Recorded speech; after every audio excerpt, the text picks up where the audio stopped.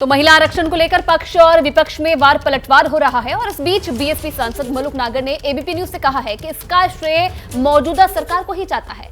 OBC महिलाओं के लिए अलग आरक्षण के सवाल पर मलूक नागर ने कहा कि कांग्रेस ने भी ओबीसी के लिए कुछ नहीं किया। तो देखिए अब महिला की बात सामने आ गई।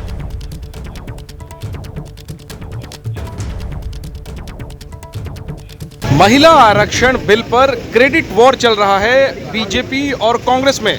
इस पर बात करने के लिए मेरे साथ हैं बीएसपी के सांसद मलूक नागर जी। नागर साहब, आप भी देख रहे हैं लोकसभा के बाद आज राज्यसभा में ये बिल टेबल हो गया है। अब ये तो पास होगा ही, लेकिन जो क्रेडिट वॉर चल रहा है, कांग्रेस अब कहने लगी है कि इसमें कि ओबीसी के लिए भी कोटा होना चाहिए, बीजेपी जो है वो श्रेय ले रही है। इस पर आप क्या कहें? देखिए, दो बात है। ये तो सच है कि अगर कांग्रेस के समय में ये बिल आया था, पास क्यों नहीं हुआ? सरकार तो पूरे समय चली।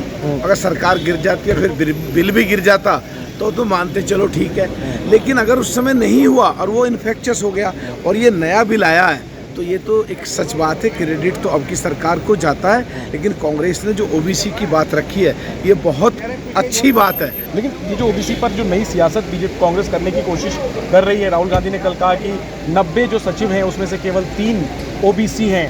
आप लोग पिछड़े दलित की राजनीति करते हैं, आपको इस पर क्या कहना है? इस बहस में आपकी क्या टिप्पणी है? नहीं, हम अगड़ों की राजनीति भी करते हैं, पिछड़ों की भी करते हैं, दलितों की भी करते हैं, कमजोरों की भी करते हैं, मजलूमों की भी करते हैं, अकलियत की भी करते हैं। इस बारे में मैं ये कहना चाहता हूँ कि अकेले जो सेक्रेटरी हैं उन पे बात राहुल गांधी जी की, उनके अलावा दूसरों पे बात करनी चाहिए। जुडिशियरी में ये आरक्षण क्यों नहीं लागू हुआ, डिस्ट्रिक्ट कोर्ट में क्यों नहीं लागू हुआ, हाई कोर्ट में क्यों नहीं लागू हुआ, सुप्रीम कोर्ट में इस पर बात करनी चाहिए। जितने भी आयोग हैं देश में, उनमें ये आयोग क्यों नहीं लागू हुआ? जितने भी नौकरियां सरकारी में और प्राइवेट में चल रही हैं उनमें ये कोटा क्यों नहीं लागू हुआ? सबकी बात करनी चाहिए राहुल गांधी जी। आखिरी में नागर साहब ये बताइए कि ठीक है, ये कानून जो लागू होगा इसको लेकर के दावे चल रहे हैं कि 29 से होगा, लगभग ये तय भी है, लेकिन क्या 2024 में सभी पार्टियों को ये कोशिश नहीं करनी चाहिए कि अपनी तरफ से ज़्यादा महिलाओं को टिकट दें? 33% आरक्षण पार्टियां अपनी तरफ से भी तो लागू कर सकती हैं 2024 चुनाव में। इस पर आपको क्या कहना है? देखिए, जो ये चुनाव परिसीमन का जो आयोग है उसको 2 साल लगते हैं नए परिसीमन करने में।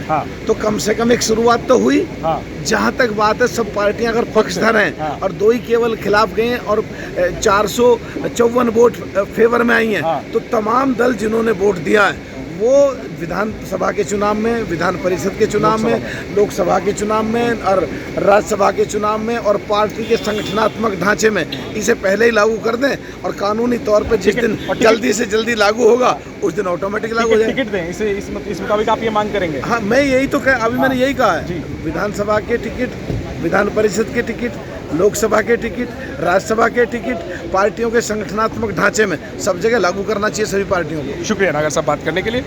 Jayendra Kumar, ABP news, Delhi. जैसे ही घड़ी का काटा दोपहर 2:30 पे आए, बबीता जी का दिल सास बहू साजिश के लिए मचल जाए।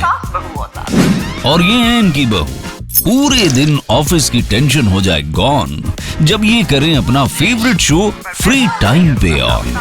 इनकी तरह आप भी देखिए अपना फेवरेट शो अपने टाइम पर और डाउनलोड कीजिए एबीपी लाइव ऐप अपने स्मार्ट टीवी पर।